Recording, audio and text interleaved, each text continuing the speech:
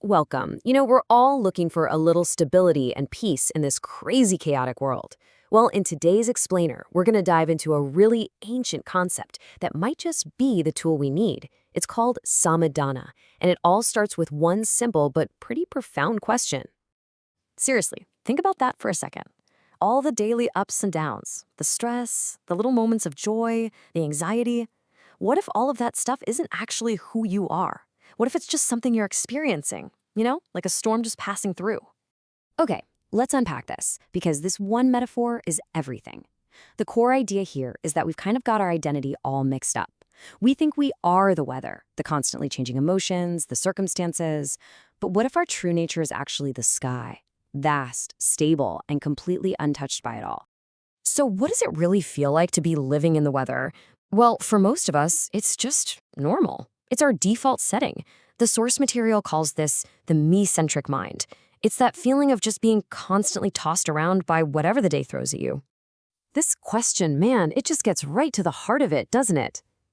Am I just a puppet of profit and loss?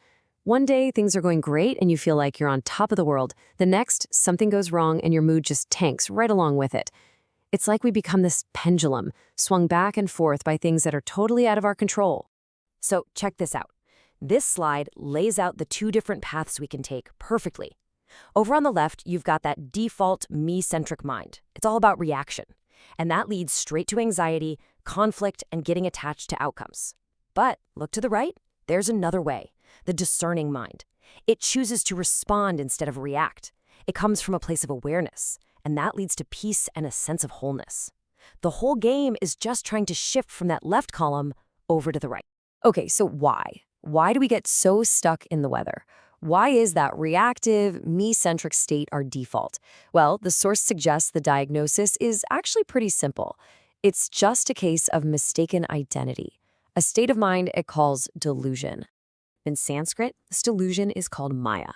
Now, this isn't some big cosmic trick. It's actually way simpler. It's just forgetting. If you break down the word, ma means not, and ya means this. So Maya is really about remembering, I am not this anxiety. I'm not this stress. These feelings might be hanging out in my mind, but they are not me.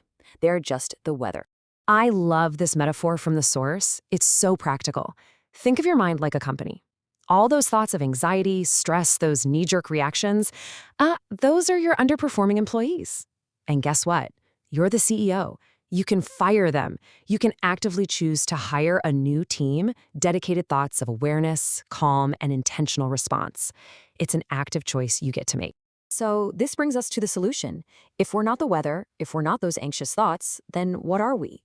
Well, the answer is right there in the core concept of Samadhana. Samadhana is described as this incredible treasure of inner wisdom. It's a state of inner fulfillment that's like an anchor, totally independent of what's going on around you.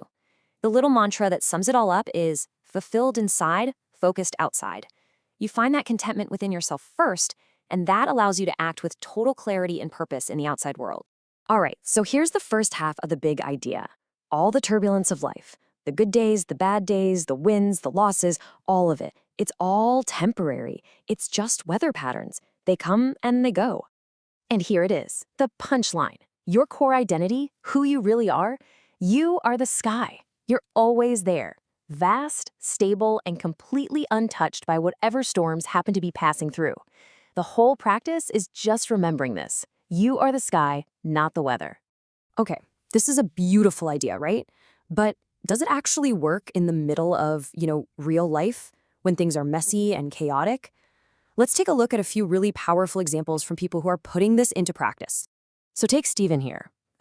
He lists off this chain of super stressful events: flat tires, tow trucks, family stuff, business pressure. Normally, that's a recipe for a complete meltdown, right? But by consciously choosing to respond instead of just reacting, he found peace in the middle of it all. The weather was a hurricane, but he stayed the sky. Or look at David's experience in business. He talks about consciously letting go of being attached to one specific outcome. And instead of trying to force things, he just found this sense of flow in his conversations. What was the result? More calm, more relief, better clarity, all because he stopped identifying with the weather of his expectations. Jerry's insight here is so powerful because it kind of busts a common myth about this stuff. This practice isn't about becoming passive or lazy. In fact, he found he was getting more done, but without that feeling of being completely overwhelmed. That inner fulfillment allowed for more focus and productivity on the outside.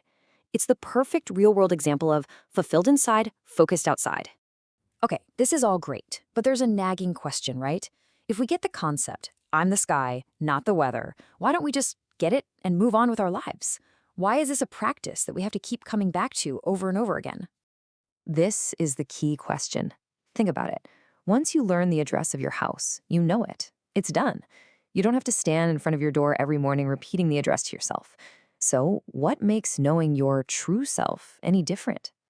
Well, the answer lies in this really important distinction, the difference between knowing an object and knowing the subject. In other words, yourself. Your house is an object. It's separate from you. You learn that information once and the job is done. But knowing yourself isn't about learning some new piece of information. It's a process of remembering who you've always been. And you're working against what the source calls trillions of impressions that are constantly making you forget. So let's just land the plane here. This whole practice is not an intellectual exercise. It's not about stuffing your head with more knowledge. It's an act of rediscovery. You are simply remembering and returning to that vast, peaceful nature that has actually been there the whole time.